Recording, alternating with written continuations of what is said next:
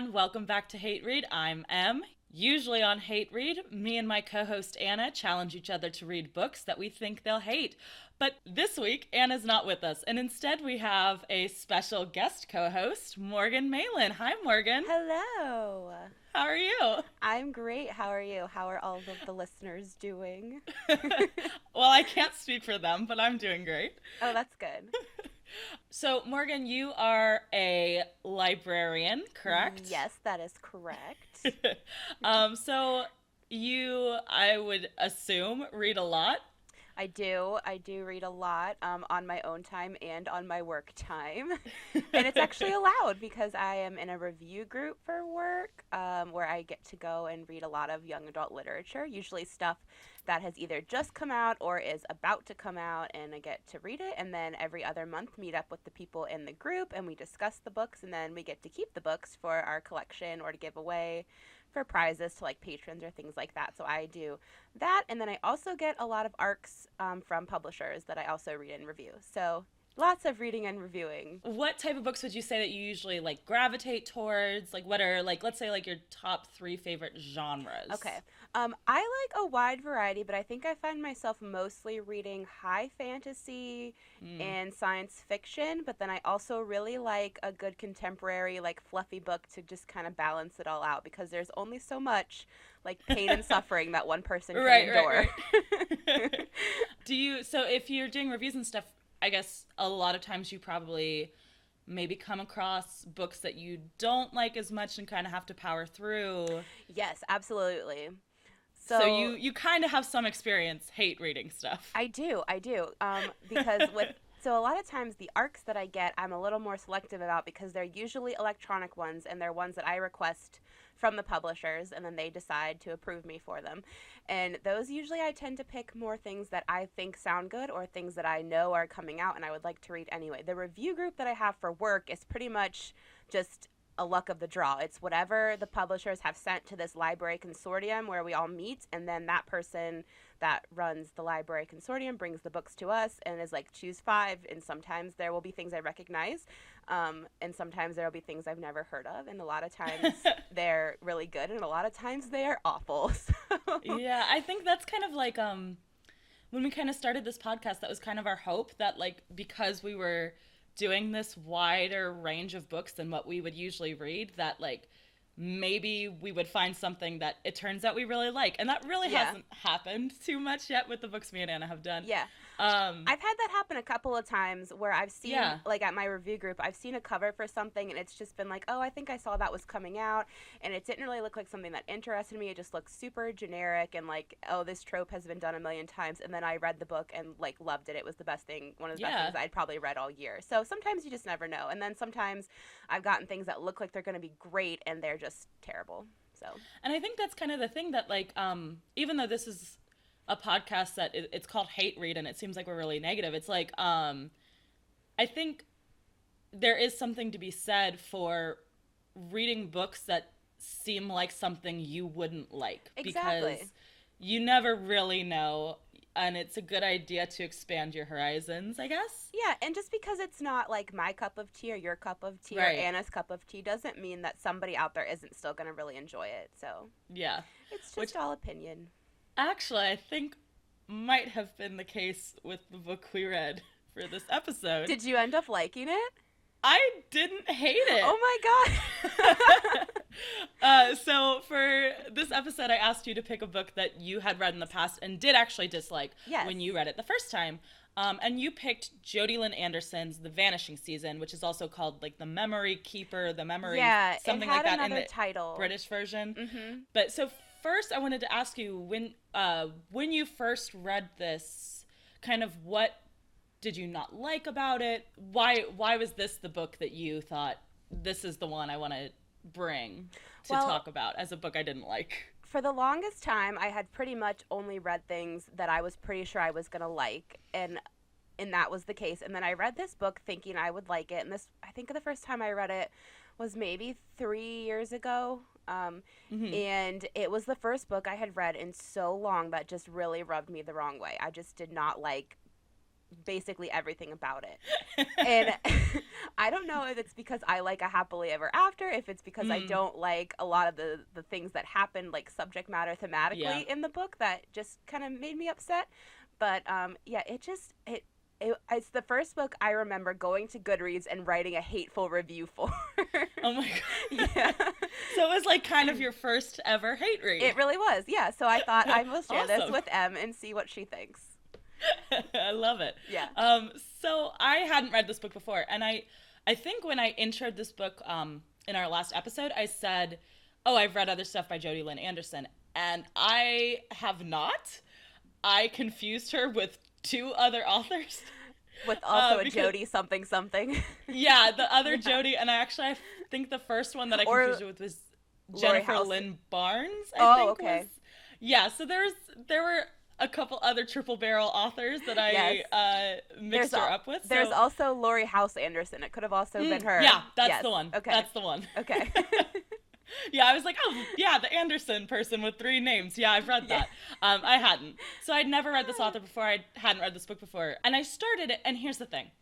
I don't love this book. This wasn't like my favorite book or anything like that. Yeah. But I think for me, a big part of why this book, and I mean, like, I went and read reviews afterwards, and I feel like a big part of why this book has kind of a backlash against it is not marketed correctly at all. Probably not, no.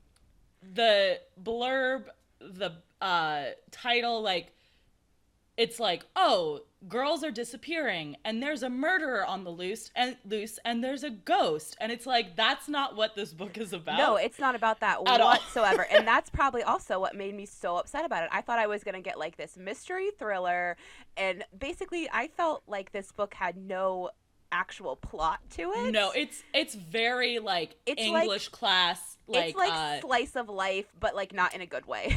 it's very like 8th grade English class. We're going to discuss the themes and characters sort of book. Yeah, it's like, there's a lot of symbolism. There's a lot of So I mean, like, for that, I kind of enjoyed that because it was more like a character piece.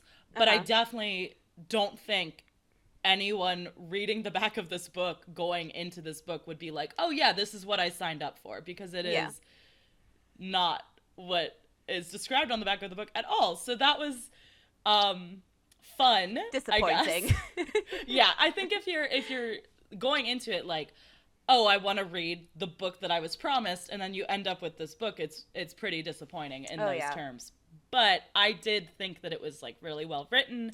That was, I think, my one good critique the first time I read it. I said, the writing is really well done. It's like got some nice prose or lyrics. Yeah, it's just, that part's nice. It's beautiful. She's a good writer. But just plot-wise, story-wise, is just not there. And I did hate the characters Thank you. That's also my big issue, is I was like, these characters are all terrible people. They do awful things. And I don't mind books where I hate the characters. No, me I think neither. It depends. It depends, right? For sure. Because in this case, I didn't like them because I think of the bad things they were doing was just like upsetting. But in general, sometimes I root for a villain. I like a bad character. They're way more interesting to read about. In this case, they were not interesting to read about. No, they weren't. But I guess with kind of all of that said, kind of our first thoughts and impressions, we should get into what this book is actually about. Yes, we and kind of go through it. All right, so Vanishing season. We open up. We are in more or less the point of view of this girl, Maggie, who is 17, 18 years old. Yes. She just moved to this small town of Gill Creek with her parents. Door County, yes, and on Water Street or something like that? Yeah, I believe so. Yeah, which is a neighborhood that apparently has 3 houses on it.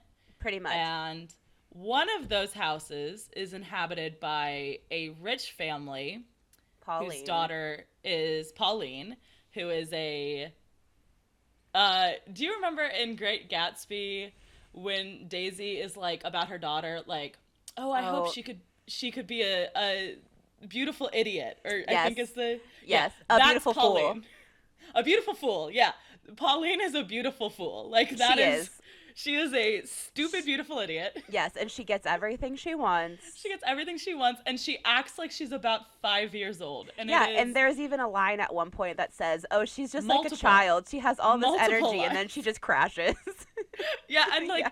she's like she wants to go watch the mermaid show, and she wants to go look at the fireworks, and I'm She like, wants to go see the amusement park where the girl was being held by a kidnapper.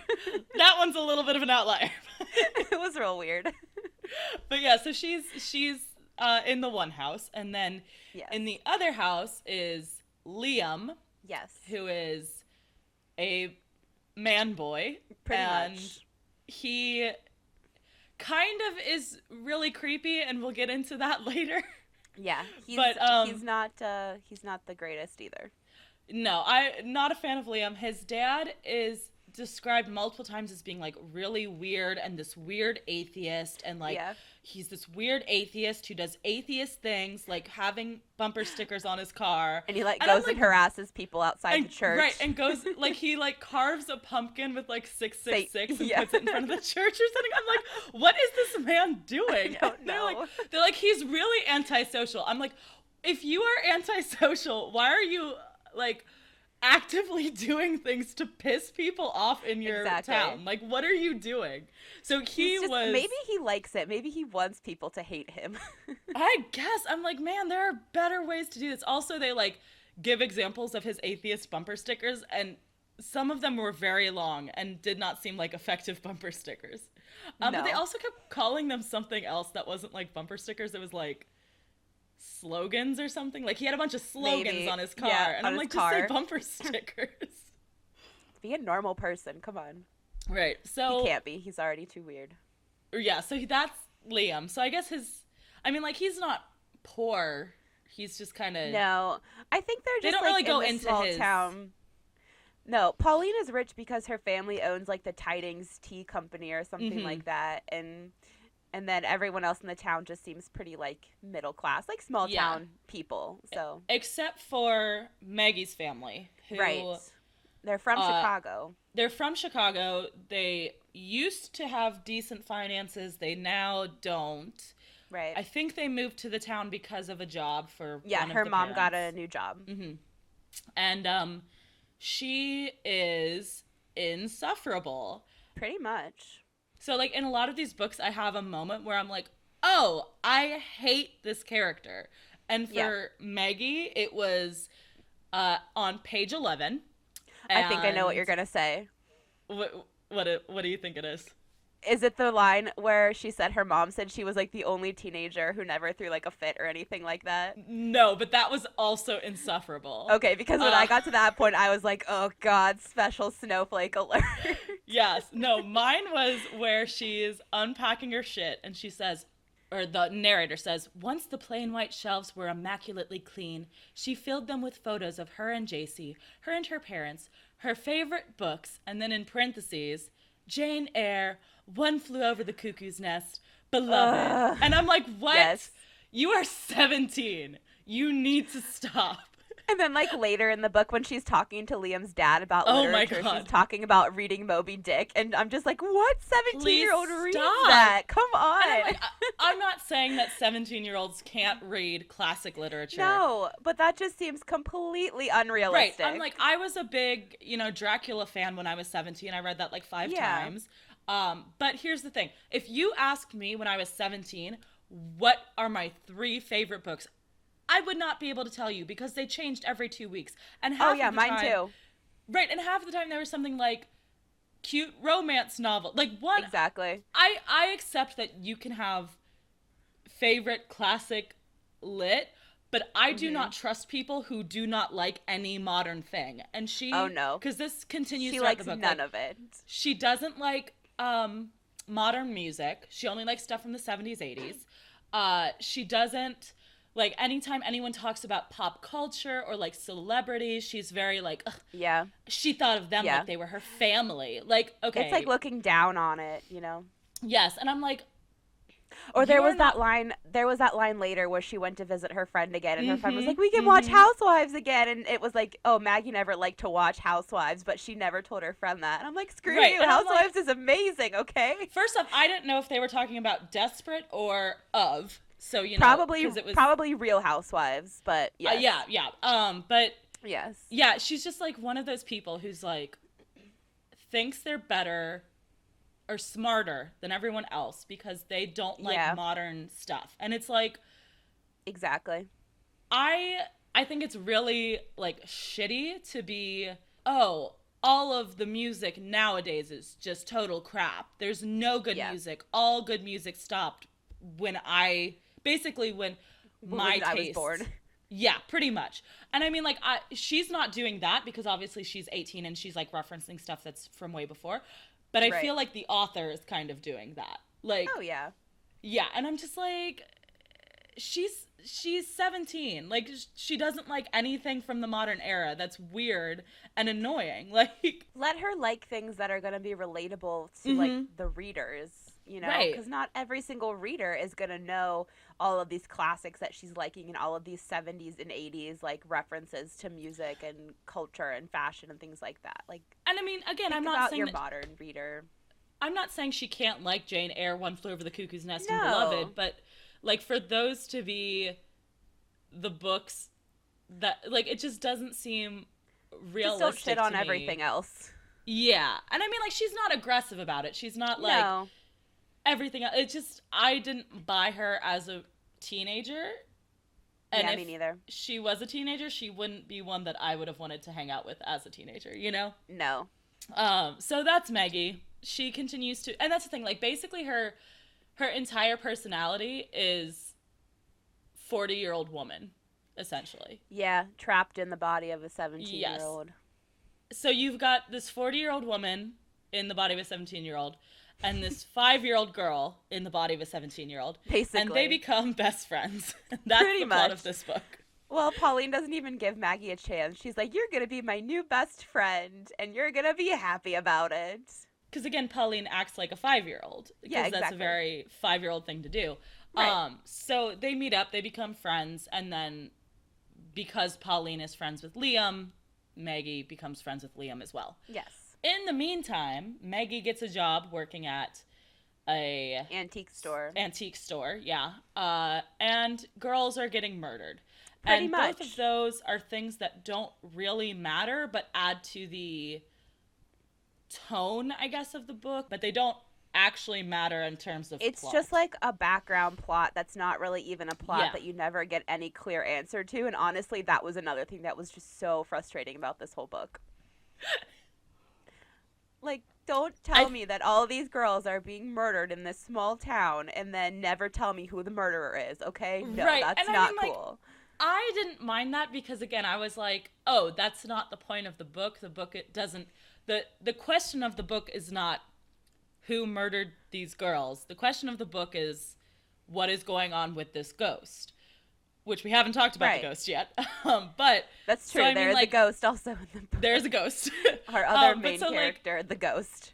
If that's kind of where your head is at, I think when you get to the end and the who murdered the girls thing isn't answered, you find that less annoying. But I don't think anyone would really, like, I don't blame anyone who goes in with the expectation that that will be answered, because that seems like a thing that should be answered.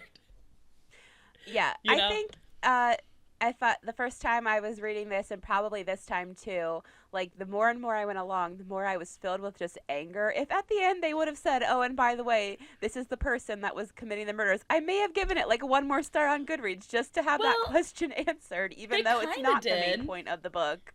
I mean, they kind of did. They said kind of, but he was a guy who didn't matter and who died several years later. Yeah, he was never named or anything, because that's true. If you go back to the whole theme of the book, it's not really the main point. It's not, I don't know, just it's not. It's still frustrating. That important. Yeah. Yeah, especially because, again, the book kind of, the back of the book and like the descriptions that are on like Amazon and Goodreads very much indicate that this book is about those girls who are getting murdered. Right, really, and it's pretty much not at all. It's just like, it's not even a B plot line. It's like a C plot line. No, it's literally like just ambiance. Like, yeah, it's just like it's similar background to noise. Yeah, it's like similar to if a author was like really into describing the change of the seasons or something like that. Yeah, It's like that. Like, but that's a weird thing to have be ambiance is murdered teenagers. It's a little strange. Just it's a choice. Tiniest bit. It is choices. Okay, so Pauline and Liam and Maggie become really good friends and are hanging out all the time and whatever. Liam is in love with Pauline, but Pauline is a 5-year-old and so does not understand adult emotions like love, and so does not want to be in love with Liam. Well, and she gives like a lot of very confusing answers about their relationship to begin with too, because she calls him my Liam, which is, you know, something someone might say about like a boyfriend or a girlfriend, or something a 5-year-old would say about anybody. That's true, about just their possessions. She thinks she owns him pretty much. And then Maggie asks her at one point, like, oh, how long have you guys been together? And she's like, oh, since we were like children. And making it seem like, And then Maggie goes and asks Liam. Yeah. Wait, actually, doesn't she ask? Hold up. Who does she ask first, Liam or Pauline? Pauline? I think she asks Pauline first, and Pauline says, like, oh, since they were kids. I think she asks Pauline, and then she asks Liam, and then she kind of asks Pauline again. And the second time she asks Pauline, she's like, oh, no, we're not together like that. People always assume so, but no. It's like, I don't know, maybe consider your word choice then and stop describing your relationship in such confusing ways, Pauline. Like we've been saying the whole time, 5-year-old, so she doesn't think before she speaks. No. Honestly, the middle part of this book, I barely remember, like, the beats of it because it is just very slice of life-y, characters hanging out sort of thing. Yeah, but it's not a lot goes on. Yeah, at some point, Liam and Maggie kind of have a moment, and Pauline... Yeah, Pauline gets sent to stay with her aunt for a while because... No, they have the moment first. Oh, they have, like... That? Yeah, they have, like, some sort of, like, not, like, a serious one, because later Pauline references it, because she says, oh, when I saw that between you two, that's when, like, I felt something change, and then her and Liam go hang out or whatever, and they get in an argument and come back really, really late, and then because all these girls are getting murdered, her mom is, like, freaks out about it and sends her to go with the aunt. Well, yeah, he was going to take her somewhere for, like, wasn't it for New Year's or something like that? And they were out really late, and then her mom got upset about it. Yeah. But there was, I think, some moment between, like some sort of something between Maggie and Liam before, because, well, maybe I'm misremembering it. Doesn't matter. Either way, Pauline gets shipped off to go hang out with her aunt. Liam and Maggie continue to hang out. Yeah, because Liam's building that sauna in between their houses for a place to meet in the winters, and it was for Pauline, and then he and Maggie keep like hanging out in it and finishing it, and at one point he like says to Maggie, oh, I should have built this for you instead, and all kinds of other things like that. And he gives her a bracelet that he found in her cellar. In her cellar? Yeah, they're like exploring her cellar or something because I don't remember if she thought it was haunted or she felt like this weird presence there, but she didn't want to go down in there for the longest time, and then he was over, and then they went down there together, and they found like this bracelet with like a cherry charm on it or something like that. Yeah, which I could not picture for the life of me because they kept saying like, oh, it was from the 1800s, and I'm like, Did they? That doesn't seem like something that would exist in the 1800s. Yeah, like specifically the very charm. Like I'm like that feels very like this feels mid not true 2000s to the time period. Yeah. Very very mid 2000s. Like that's. But so she takes this charm bracelet that Liam found in the cellar that her parents own. Right. And is like enamored with it immediately and just loves it. And she wore it for a while, but then she sent it to Pauline and was like, I feel like you should have this. Well, after the things go down. Well, because, that's true. She probably feels guilty. Yeah.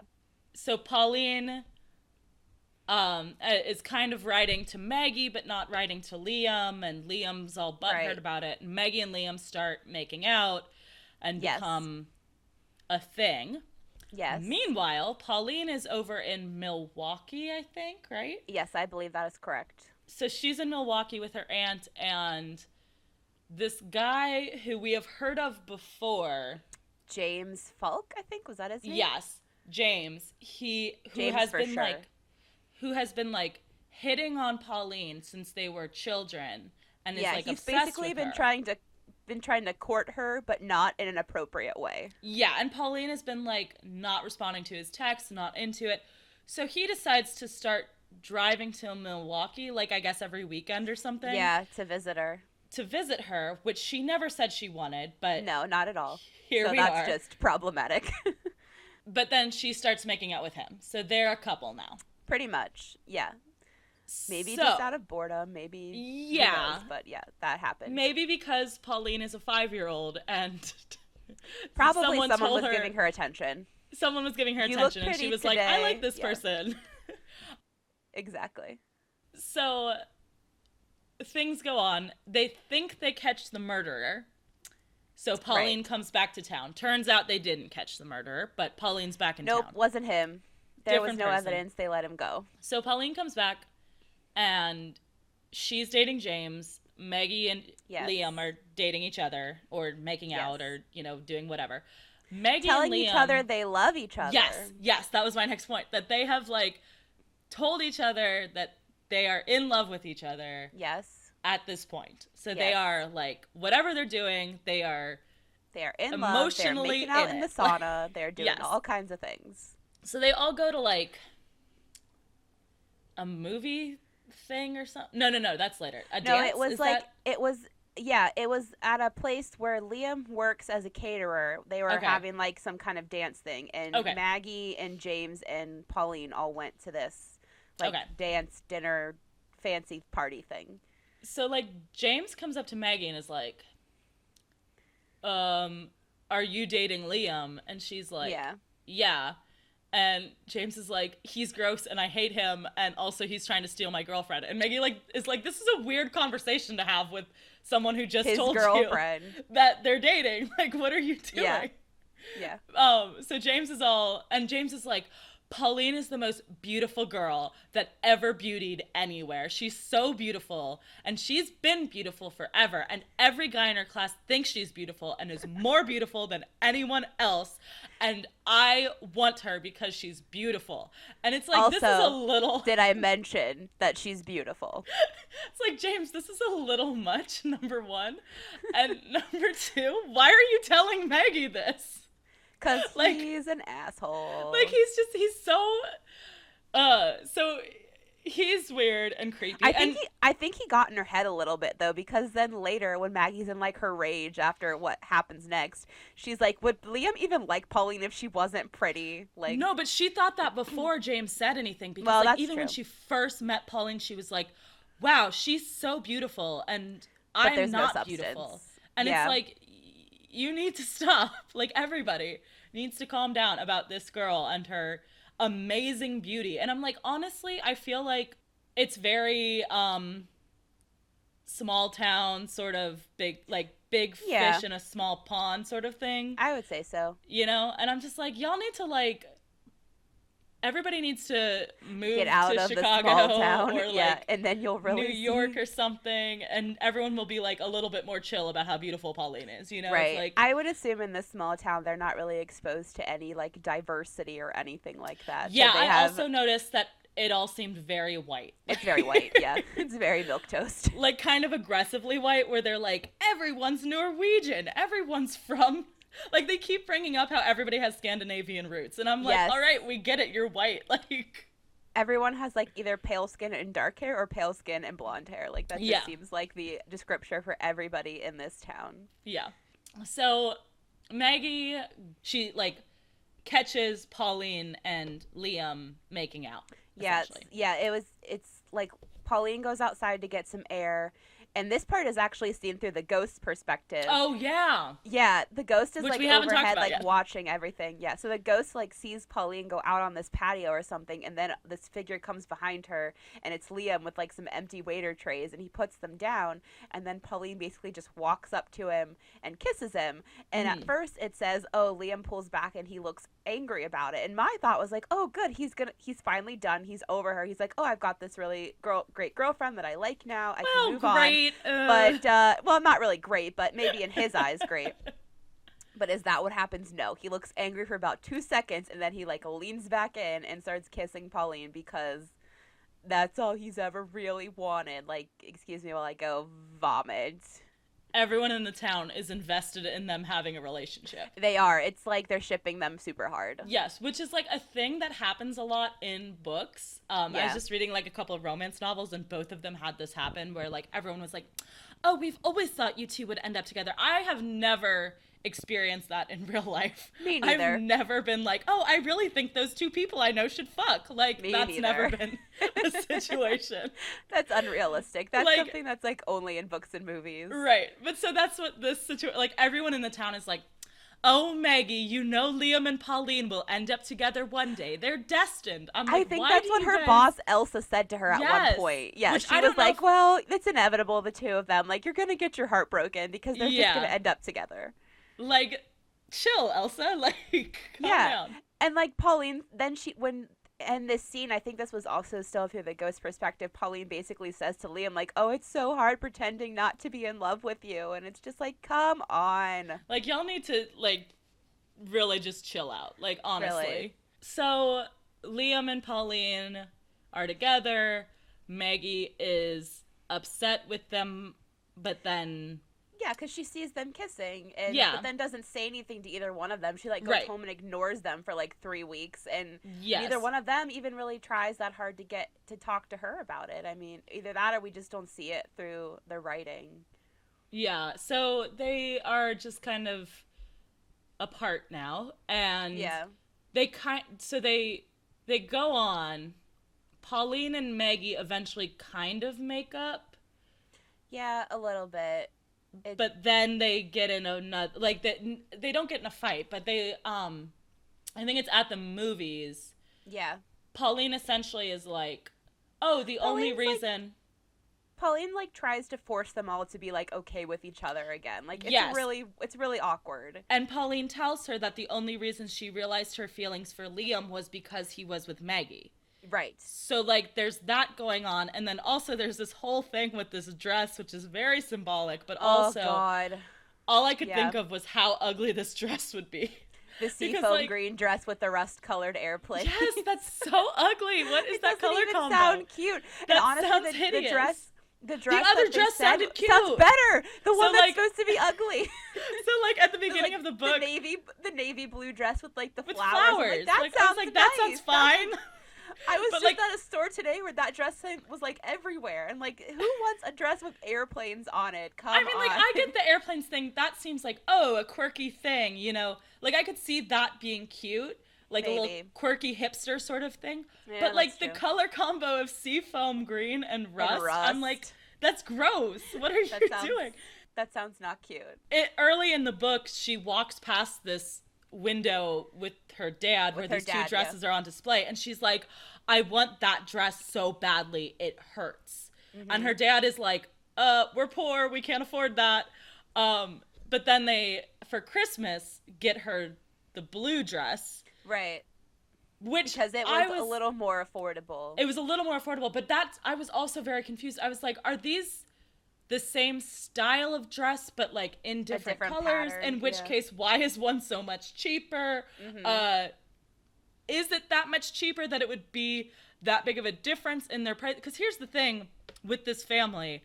They're like, they keep talking about how they're poor and they can't afford stuff and all this other shit. But then, like, she talks about how she's making dinner and she makes the same thing every Thursday, which she invented. And I'm like, you didn't invent this, but that's fine. And it's like pasta with tomato sauce, red chili flakes, and melted goat cheese on top. And I'm like, goat cheese is expensive. Goat cheese is expensive. And I'm not saying that if you're poor, you can't buy nice things for yourself every now and then. But like, I was just like, I don't understand their finances. Like, I don't get how there would be a dress that's like maybe a $10 difference, and they're like, wow, that one I can afford, and that other one I really can't. I really can't. It's like, yeah. If you go to even like a indie store, like there's not that huge of a difference between dress prices. Like generally, no, not really. They're gonna price their dresses around the same, So I was just like, this is a weird plot point. I don't get it. Like, I think it was just to kind of show that. Yeah. Again, the whole thing of Pauline always gets what she wants, or she gets everything that Maggie can't have. Wants. Yes, because everything that Maggie wants. Because Pauline ended up with Liam. Pauline ended up with the dress Maggie wanted, and right, which we haven't talked about yet. That she shows up to Maggie's house and they're having a conversation, and she's like, "It's hot in here. I'm gonna take my coat off," and then she takes the coat off and she's wearing the dress. And I'm like, thematically, that was great. In terms of like logistics, I don't get it. But No, but yeah, it worked well to show, like, oh, see, Pauline just keeps getting everything. And I mean, in the end, she kind of gets what she wants too, because, well, we'll get to that later, but throughout the whole story, she's talking about how she wants to get out of the small town, and she wants to go to Austin and be like a musician and all this stuff, and Maggie Spoiler alert, she does. She does, yeah. And Maggie wants to go to college and to be like a businesswoman, and spoiler alert, she doesn't. She doesn't. Yeah. So they kind of have this falling out because Maggie is like, Maggie just seems like she's just fed up with Pauline's shit, honestly. Like, yeah, I think she really is. Pauline doesn't really realize how much she's hurting Maggie by doing all of this. Yeah, like she doesn't get it, and she keeps saying things to her too that are even worse. Like, I think at one point she says to her, like, "Oh, I am kind of glad that you and Liam happened, because then it made me realize what I had." And he kind of says the same thing to her, because they have this conversation where he's like, part of me wishes it didn't happen, but a part of me is really glad it did, because we had good conversations, and also it got me Pauline in the end. Right, so, and I'm like, bro, just like what a dick thing to say. Like, but then also Maggie is kind of a dick to him too, because he's like, well, I do love you, and she's like, nah, never loved you. This was just like a fling, and I'm like, never loved ya. I mean, like, I don't blame her, because I'm like, yeah, you don't owe this guy anything. Like, he's a dick. Also, he's creepy. Well, yeah, and then it is kind of, like, written in that she said those things just to mask her own pain. Yes. So she did feel that strongly. She did love him, but she's going to tell him to his face that she didn't, because then it's going to make it seem like she's the cool girl and nothing hurts her. Right. But yeah, like, can we real quick sideline about the fact that when Liam and Maggie, like, kind of first got together, he just showed up in her bedroom at one point? Oh, yeah, that was fucking weird. That was so weird. Who does that? She had this moment where she, like, kind of is, like, awake in this half consciousness and remembers that she left the door unlocked, and she opens her eyes and he's just, like, leaning above her in her bedroom. Like, come on, stop being so weird. Because of the whole thing about girls getting murdered, like, which, again, like, I think works really well for atmosphere, because, like, anytime anything happens, there's kind of this, like, this underlying, like fear that of, like, this might be a murder sort of thing. And it's like, well, but then it's like, no, it's just a boy who wants to make out with you. Like, okay, no. There is also that one point, though, where Pauline jokingly says that she thinks Liam is the murderer. Yeah. Well, and I thought Liam's dad might have been the murderer for a good long time. I had that because of the way they were talking about him. But anyway, so Pauline, all right, so there's like a big snowstorm. Yeah. And Maggie's parents leave, and Pauline's mom, I think, goes somewhere too. Yeah, she had some, like, meeting for their tea company. And Maggie's parents, didn't they go back to Chicago or something, because her mom had another job interview? Yes. To move back there. Yes. And they tried to get her to go with them, and she was like, no, it's fine. I'll just stay here. I'll stay in the house. I'll turn the alarm on. I won't leave until you get back. And right. Well, they went back once already because of this job thing, and she, like, hung out with her old friends, and she was like, I don't belong here anymore. And then she mentioned, like, oh, I've been away for 6 months, and I'm like, 6 months? Y'all, this is happening in 6 months? Like, you guys, you all need to calm down, because she's acting like, she's like, oh, her relationship with Pauline is, like, the type of friendship that I would say you have with someone that you've known for, like, a decade. And I'm like, yeah, you guys have not known each other long enough for you to care this much about each other. It's weird. I feel like the whole relationship thing she had with Liam while Pauline was gone was really only for, like, a month. It didn't last that long. Mm-hmm. Yeah. So yeah, that 6 months comment definitely kind of put stuff in perspective. I was like, you guys all need to calm down. I'm trying to think back to being a teenager and trying to figure out if time felt like that drastic as a teenager. But I don't know. I don't think so. Yeah. I think it's just really unrealistic. Yeah. So her parents are out of town. There's this big snowstorm. Yes. We've got Pauline, so we get the ghost perspective. And the ghost sees ex-boyfriend of Pauline, whose name I've already forgotten. I want to say Josh. James. I know it's not Josh. James, yes. James. James is coming towards their neighborhood, and the ghost is like, uh-oh, he's going to attack Pauline or Maggie. And then he keeps going. And it's like, oh, no, he's going after Liam. He's going after Liam. Because Pauline also made mention earlier that he had said he wanted to beat Liam up. Yes. So James does so and goes to Liam's. Pretty badly. Beats the shit out of Liam. So Pauline finds Liam all beat up and goes to get help. So she goes to Maggie's, and I guess there's a car there with, like, a key that's under, like, everybody knows where the key is, I guess. Yeah, and it wasn't there or got pushed back or something like that. Well, she can't start the car, I think. And then she ends up dropping the key. She dropped it, but then they also were talking about those roads were covered in so much snow, like they couldn't. So there was like a lot anyway. going on, but she's like pounding on the door for Maggie, and Maggie's like, I'm just going to ignore her. Yep. Which, like, that's a choice. But Pauline goes and starts walking across the ice. Because she made mention earlier in the story that when the lake freezes over, a lot of times people just walk across it to get places. So instead of going around it. Right. So she tries to do so. And at this point, Maggie, like, goes off after her. Mm-hmm. And then Pauline falls through the ice. Yes. Maggie pulls her out. She does. And they're both soaking wet. Mm-hmm. They go to, like... Maggie gives Pauline her coat. Important. Because Pauline is still she's wearing the airplane dress, I think, and leggings or stockings coat or anything. Or leggings or anything. Yeah, and no coat. Maggie Which gives also, her coat. Even if she was wearing leggings, they would be, like, soaked. They would be soaked through also. She'd be frozen. And Maggie's wearing the supposed ugly dress under her coat. So they go and they spend the night... I can't remember where it is. Is it like a barn like in or a something? snowbank or something. Yeah. And Pauline wakes up the next morning, and Maggie has frozen to death next to her. Yes, she has. And this is Maggie the point where died. I was like, fuck this book. Yep, that was my biggest thing. I should read to you what I wrote in my original Goodreads review at this point, because I was like, okay, I got this part. Okay, so they start crossing the lake and realize that they can't make it all the way across because they're tired and cold, so they stop for a rest. Pauline is extra cold, so guess what Maggie does? Gives Pauline her fucking coat because she's the only one who is a somewhat decent person. Guess what she gets in return? She dies. Yeah, so... Yeah. Maggie dies.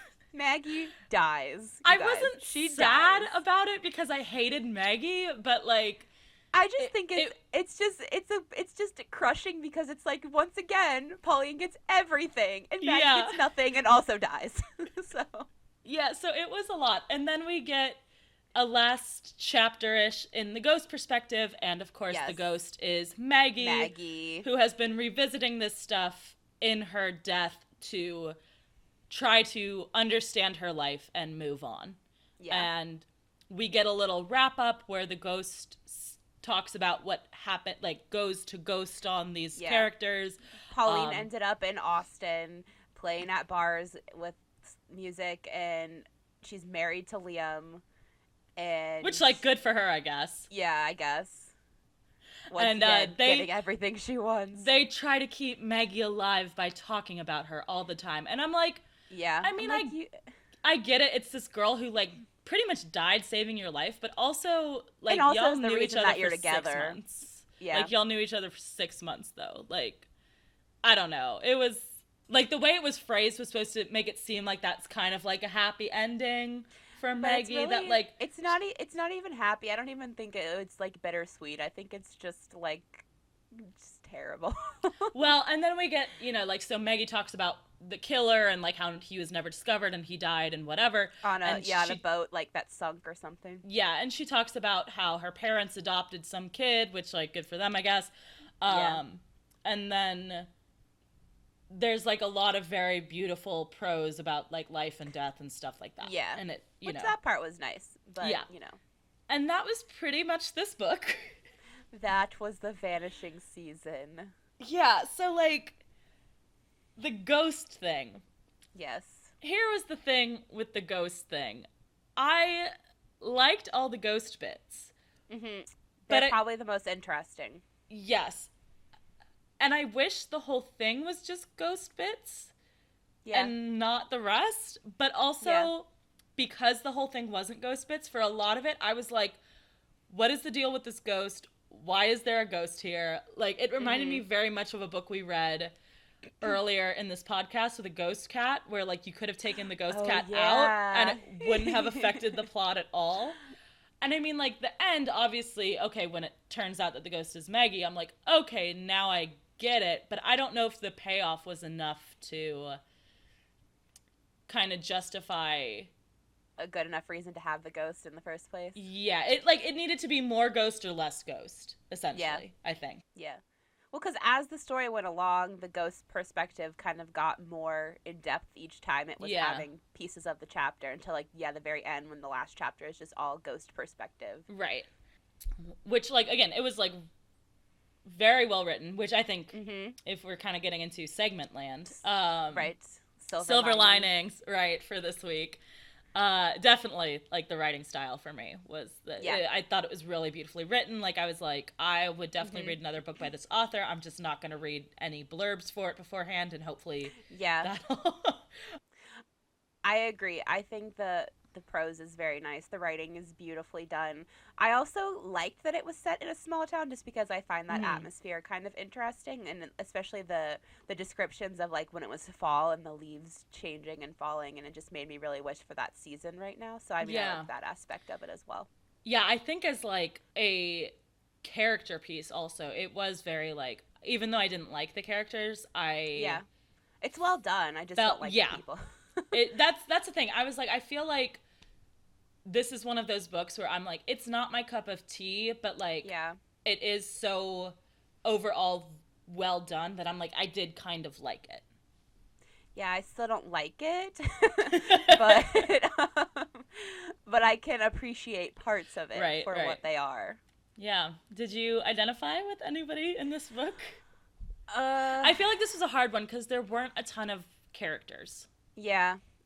I mean, I see the less insufferable parts of Maggie a little bit in myself, like, but not really. Like, I see things that she would do or just the way she would get over things. I don't know. Sometimes I feel like she was holding a grudge, and sometimes I feel like she just, in the end, she didn't even care. Like, her relationship with Pauline, she still did the right thing, and she was like, well, I'm going to help you do what you need to do, and I'm going to give you my coat because you're freezing cold, and I feel like those are kind of things I would do, even though the coat thing was really stupid. They should have just shared it. But it's all either one. Jack and Titanic all over again. Basically, that's what it is. It was never let go all over again. I think it's funny you said that, like, Maggie minus all of the shitty parts. Because, like, for me, I was like, I feel like of these characters, I'm most like Pauline. Where, like, I don't know if you're like a child. Not the child part, but very much like where she's like, I want to do things, but I don't want to make plans to do things because then I can't fail at them. That's true. That's like, kind of a little bit you. That's a very me thing where I just, like, want, like, I have big dreams, but I don't want to actually have take steps. It's the whole fear of, like, failure and rejection, and I feel that too. So I think like I did get that. Like, I was like, if it wasn't for the fact that she acts like a child constantly, and is annoying as shit, like, I do get her, like, motivations more than the other characters, I think. So what book would you have rather read this? Okay. Instead of so this? I have two. Okay. The first one has nothing to do with anything this is Great. about. We talked about it a little bit yesterday about the Lara Jean books by Jenny Hans because I watched the movie, so now I would like to reread all the To All the Boys I Loved Before trilogy because I'm just kind of in that mindset. But then the other thing I would rather be reading is actually an arc that I got. It's called Sadie. It's by Courtney Summers, and it comes out very soon on September 4th. So I'm actually probably going to be picking it up this week so I can get it done before then. But it is about a girl named Sadie who has grown up raising her sister in a small town, trying to provide a normal life for her. And then her sister is found dead, and her entire world just kind of like crumbles. So after a botched police investigation, Sadie is trying to bring her sister's killer to justice, so she hits the road following clues to try and find him. And this radio personality named West is working on a segment about small towns in America and overhears her story, and he tries to find her, and he does this through a podcast. So it kind of has like a serial S-Town vibe to it. So I think, yeah, and he like podcasts his journey trying to find Sadie and figuring out what's happening and trying to find her before she ends up dead as well. So I would much rather have been reading that because I think it will actually have the mystery thriller aspect to it. This was the Lara Jean series of Jenny Han's books I've read before, and I absolutely loved the movie that just came out on Netflix. So totally agree on that one. And yeah, that sounds like a really good book to check out. My picks this fortnight were I also had two. One of them is just literally anything else by this author because I think, like I said, I really liked her writing style, and I think maybe I've heard her book Tiger Lily. Yeah, I've heard Tiger Lily is supposed to be really good, so that might be something I have to pick up. The second one is something that I complained about earlier in this podcast, is the book Beloved by Toni Morrison, which is one of the books that Maggie says is one of her favorite books, and I feel like this book is like all three of those books. I think it's interesting because the books that she mentions, like, they very much relate to this book. Like, so I think it is very, like I said, it's very English classy, where your teacher would be like, okay, so what does the reference to Beloved mean, sort of thing. Right. But Beloved is this book by Toni Morrison about this woman who is she was an escaped slave, and when after she escaped with her children, she was almost captured, and her children were almost recaptured, and as a result, she killed one of her children, like, in order to avoid that child being taken into slavery. Yes. So it's like, that's kind of the backstory, and then the book is about now, years later, after slavery has ended, and she's living in this house, and the house is haunted by Beloved, who is the child that she killed. Ooh. And it's like a really, like, same sort of, like, atmospheric, very, like, kind of character-driven sort of book where honestly not much happens, but it's just so much, like, emotions and so much, like, symbolism, and it's, like, really, really, really good as, like, if you're, like, into, like, literary type books. Like, it's really, really, really good, and it's one of my favorite books, like Maggie, unfortunately. So then maybe you do have one little piece maybe of I do have a little bit of Maggie. Same as you. But yeah, so I once she said that, and I was kind of like, I see, like, I do feel like this book is very derivative of that in some ways, where it's like this spirit that's haunting this house, and kind of, so that was where my mind went with this book, and that's what I would have rather have read this week. Yeah. Sounds like a good choice. So, unless you have anything else about this book that you want to talk about? I don't think so. All right, cool. I'm glad I got to be on here and talk about my very first Hey Read with you. I love it. Yeah, so that pretty much wraps us up for this fortnight's episode. Next fortnight, it will be me and Anna. We will be talking about Handbook for Mortals by Lanny Sarum. Oh, I'm so jealous. I want to rip that book apart. Yeah.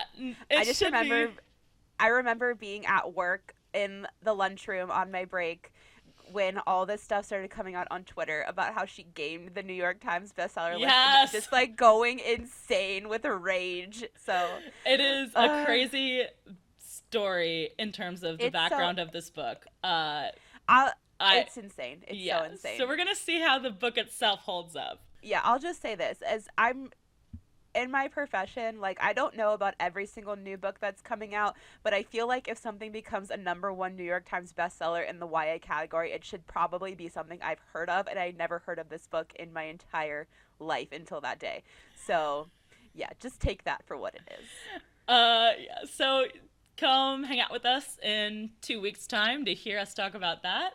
Morgan, where can people find you if they want to follow you?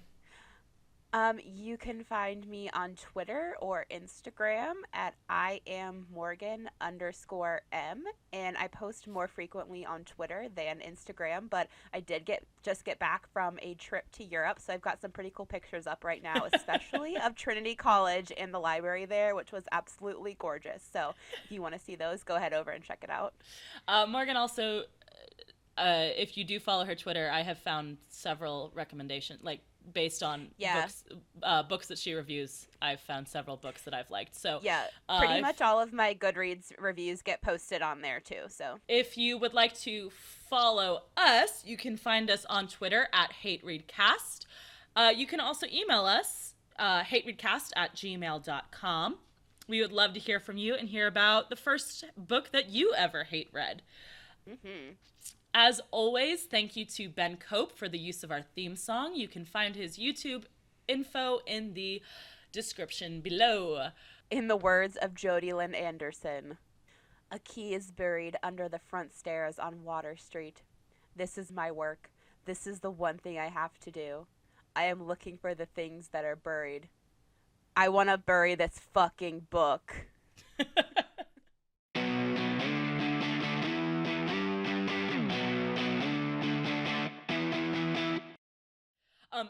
Also, real quick, can we talk about when they go to do that stupid mermaid show? Oh. Because here was the thing. This is a side rant. So they go to this, like, mermaid theater thing where it's like a big tank with people dressed as mermaids swimming around and doing shows and whatever. Yeah. And it's a Little Mermaid show. But it's not the Disney version. It says they did the original Hans Christian Andersen version of the story, which, again, this is the whole, it's not good unless it's, classic, like, sort of thing, which is bullshit. Yeah. The tragic, non-Disney-fied one where the prince marries another woman and treats the Little Mermaid like an adopted daughter, causing her to stab herself with a dagger made of her own hair. And I'm like, look, if this is what we're going to do, if we're going to come in and be like, the original is always the best, it's so tragic. You need to actually get the details right, because that's not what fucking happens in the Hans Christian Andersen version. You dummy. Like, because, no, not quite. No, it's not. So, like, in the original version, and I went back and read the Hans Christian Andersen version because I thought I was going insane. The Little Mermaid's sisters trade their hair for a dagger. It is not a dagger made of hair. Yeah. It is a dagger paid for with their hair. And she's supposed to kill the prince with it, but then she throws it away. She does not stab herself. She just dies at the end because that was the, like, rules of the arrangement. And then she becomes a air fairy or something and tells children to eat their vegetables, which is like a whole other thing. I could rant about that for another 3 hours. But yeah, So maybe we should just say, Jodi Lynn Anderson, fact check yourself before you include something like that. If you're gonna reference something that is so easy to check, like, I don't know, maybe check it. Like, it's probably a good idea.